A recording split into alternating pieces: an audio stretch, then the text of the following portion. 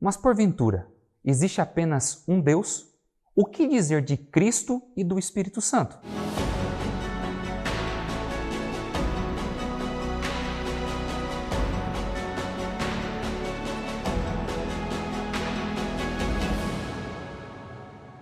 Existem numerosas teorias que tentam explicar Deus e os muitos argumentos que tentam provar ou negar a sua existência. Depender tão somente da sabedoria humana para aprender acerca de Deus é como utilizar uma lupa com o intuito de estudar as constelações. Diferente de qualquer outro assunto, o conhecimento de Deus envolve a pessoa como um todo e não apenas o intelecto.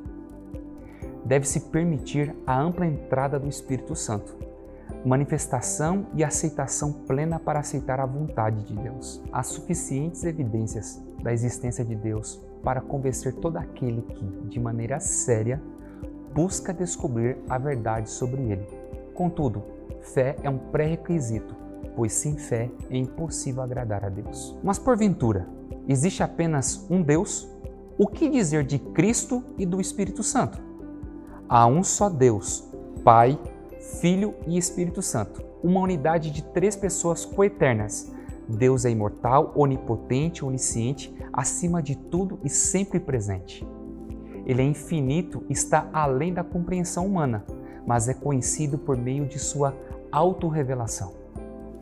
Deus, que é amor, para sempre é digno de culto, adoração e serviço por parte de toda a criação. Várias declarações nas Escrituras mencionam os três membros da Trindade, igualando-os em natureza e posição, embora não em função.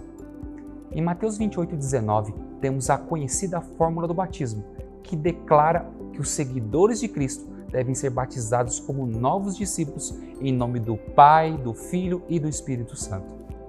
A bênção apostólica de 2 Coríntios 13,13 revela o mesmo Deus trino, a graça do Senhor Jesus Cristo, o amor de Deus e a comunhão do Espírito Santo sejam com todos vós. A Trindade, então, é uma comunhão divina, não um grupo de deuses, mas uma união de três pessoas que praticam e expressam um perfeito amor em perfeita cooperação. Em Isaías 48,16, vemos as três pessoas da Trindade, onde lemos: Agora o Senhor Deus, o Pai, enviou a mim, o Filho de Deus, e o seu Espírito, o Espírito Santo. Não existe distância entre as pessoas da divina triuna.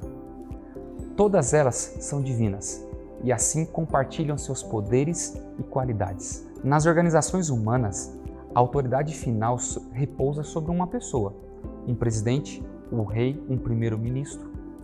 Na divindade, a autoridade final reside sobre todos os três membros. Deus é um em propósito, mente e caráter. Essa unicidade não oblitera as personalidades distintas do Pai, do Filho e do Espírito Santo. Dentro da divindade existe uma distribuição de funções. Deus não duplica desnecessariamente o serviço. Ordem é a primeira lei no céu e Deus opera de maneira ordenada. Essa organização parte da unidade interna da divindade. O Pai atua como fonte, o Filho como mediador e salvador e o Espírito Santo como nosso consolador. O Espírito é um Deus, assim como o Filho e o Pai. A encarnação ilustra de forma bonita o relacionamento funcional entre as três pessoas da divindade. Em 2 Coríntios 13,13, temos além da bênção, a graça do Senhor Jesus Cristo, o amor de Deus e a comunhão do Espírito Santo sejam com todos vós. O testemunho do anjo a Maria indicou as atividades dos três no processo misterioso em que Deus se fez homem. Descerá sobre ti o Espírito Santo e o poder do Altíssimo te envolverá com a sua sombra.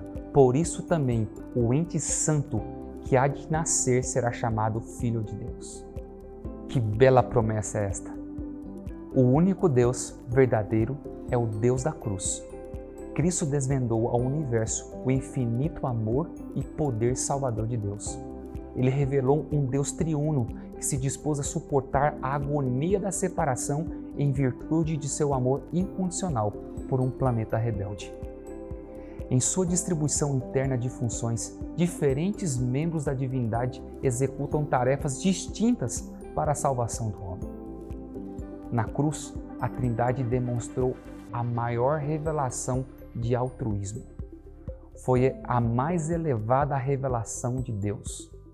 Cristo se tornou humano a fim de morrer pela graça humana.